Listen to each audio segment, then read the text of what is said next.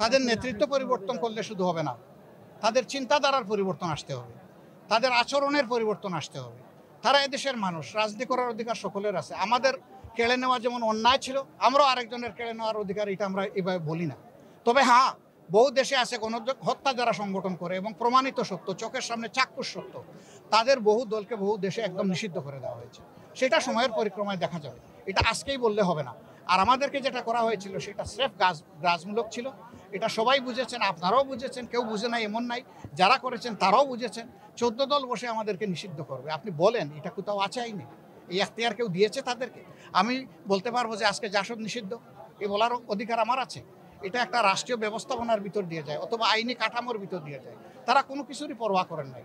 আসলে ওই সময় দরকার ছিল ছাত্রদের গণ আন্দোলনকে দমন করার জন্য অথবা অন্যদিকে এটার মোড় ঘুরিয়ে দেওয়ার জন্য জামাতের ইসলামের উপর সর্বশেষ জুলুম করে যদি আমরা পার পেয়ে যাই। নির্বাচন নিয়ে আমরা এই মুহূর্তেই কোনো তারিখ হিসাব করছিলাম, কারণ এই সরকারের এখনো 1 মাস হয় না।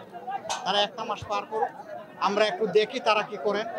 আমরা যে সমস্ত পরামর্শ দিয়েছি সবাই মিলে, বিভিন্ন দল মিলে, সেটা তারা কতটুকু বাস্তবায়ন করে, প্রত্যাশার আলোকে কতটুকু চলে। তবে এটা বুঝতে পারছেন যে 15.5 বছরে সবগুলো সাংবিধানিক প্রতিষ্ঠান ধ্বংস হয়ে গেছে এবং জায়গায় জায়গায় অনেক সমস্যা সৃষ্টি হয়ে আছে। এর সংস্কার লাগবেই।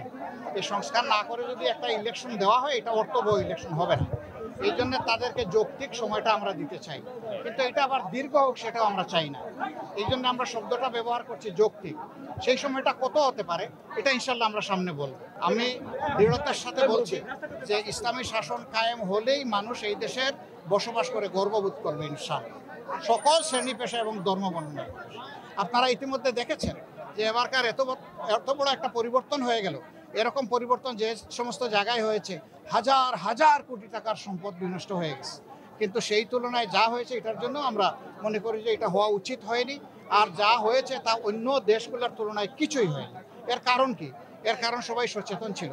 এর কারণে আমাদের দলের কর্মীরা, মাদ্রাসার ছাত্ররা, বিরোধী দল বিএনপির লোকেরা, এইরকম আরও যারা দেশপ্রেমিক শক্তি আছে, সবাই হাতে লাঠি নিয়ে সব জায়গায় পাহারার জন্য দাঁড়িয়ে গিয়েছিল। এই জন্য দুষ্কৃতিকারীরা দুষ্কর্ম সম্পাদন করতে পারে নাই। তারপরে শান্তি বিঘ্নিত করার কিছু অপপ্রয়াস চালিয়েছিল। আলহামদুলিল্লাহ আপনাদের সবার জনগণের সম্মিলিত প্রচেষ্টায় সেইটাও ভেসে গেছে। তবে হ্যাঁ, এটা ঠিক, ষড়যন্ত্র হয়তো বা থামবে না, কিন্তু ষড়যন্ত্র যে দিক থেকে আসুক, ষড়যন্ত্রকারীদের এটা মনে করতে হবে যে দেশের মানুষ এখন কিন্তু ঘুমিয়ে নেই, এখন জাগিয়ে আছে। সংবিধানের কিছু জায়গায় তো পরিবর্তন লাগবে ভাই। আমরা যারা এখন বিরোধী দলে আছি, আমরা 15.5 বছর ধরে বলতে আসছি এই আইন ব্ল্যাক, এই কালো আইন, কালো কানুন, এটা বদলাতে হবে। এখন দেখা যাবে অতীতের অভিজ্ঞতা বলছে যে দলীয় সরকার যখন ক্ষমতায় যায় তখন গড়িমসি করে, এগুলো বদলাতে চায় না। আমরা চাই যে এই সরকারের হাতেই সব জঞ্জাল পরিষ্কার হয়ে যায়। যা দরকার, যতটুকু দরকার একটা সুন্দর সভ্য দেশ গড়ার জন্যে আর একটা অর্থবহ গণতান্ত্রিক পদ্ধতি চালু করার জন্য যা দরকার সব করা হোক। আমরা 2 জায়গায় মেসেজ দিয়েছি, বা 3 জায়গায় বলতে পারেন। আমরা জাতির কাছে আহ্বান জানিয়েছি যে এই ধরনের অপকর্ম কেউ যেন না করে, এটাকে আমরা অপকর্ম বলবো। 10 জন দোষীর সাথে একজন নির্দোষ মানুষকেও যদি ইচ্ছাকৃতভাবে হেরাস করার জন্য আসামি করা হয়, পুরাটাই দোষী আমরা বলেছি এই কাজ কেউ করবে না।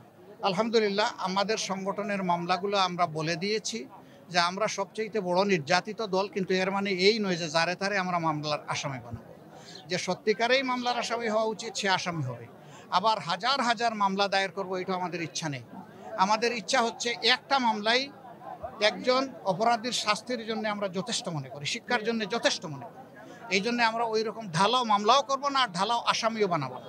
অন্যান্য দলের যারা করছেন তাদের নেতারা এটা উদ্বেগ প্রকাশ করেছেন এবং বলেছেন যে থানা অথরিটি যেন এগুলা চেক করে মামলাগুলা নেয়। আমরা বলবো না, আপনারাই চেক করে মামলাগুলা দেন।